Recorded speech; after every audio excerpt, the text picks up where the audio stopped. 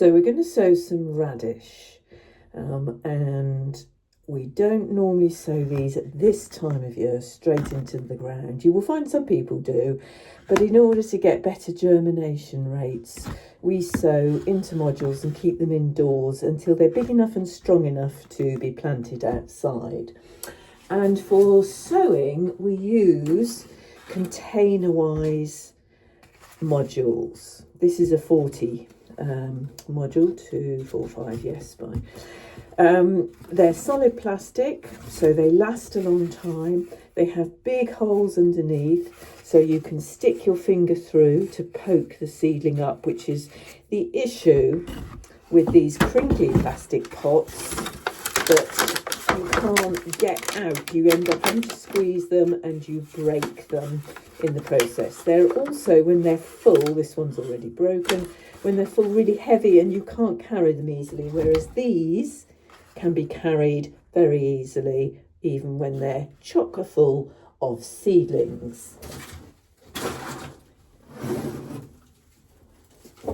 Like this one here with my sweet peas in. They're solid. This is a deeper one because these sweet peas have been growing over winter, but it's can be held in one hand, and I can stick my finger up and poke a module up and out so that it's easy to pop into the soil or the ground outside.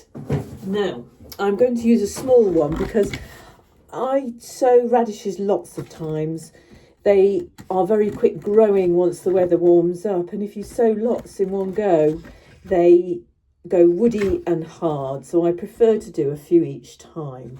So I've got a 10 module here. You could just use 10 of these modules in the bigger tray, and the first thing I do is just pop in lots of compost, equal it out. This is just normal cheap peat-free compost from the garden centre, and then push it down with your fingers. You don't want the roots to grow down and then dangle out and not be in contact with the soil. So we push it and it doesn't fall out, even though there's holes in the bottom, it doesn't fall out. And then you top it up again and push down again.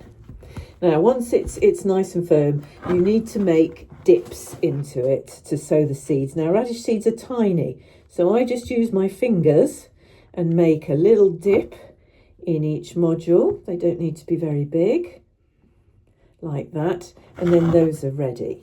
And we multi-sow radishes. This is a variety called French breakfast, number 3, but any sort will do.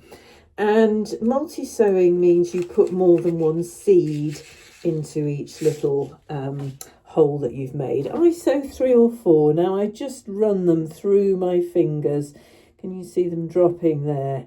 It's not, you know, if I sow more than 3 or 4, it really doesn't matter. You can see them just sitting in there.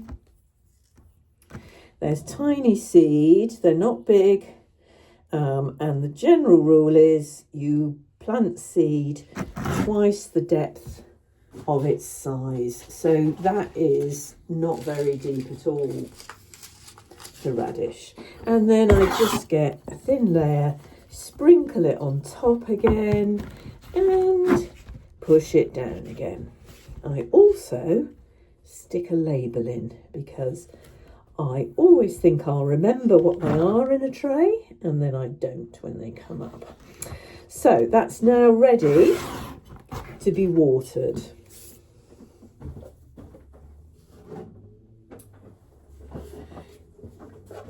You can water from underneath, you can water from the top. I don't think it really matters with vegetable seedlings. So give it one going over, let it soak through, and then go over again. It's a bit more than just a fine sprinkle, and that's your seedlings ready now.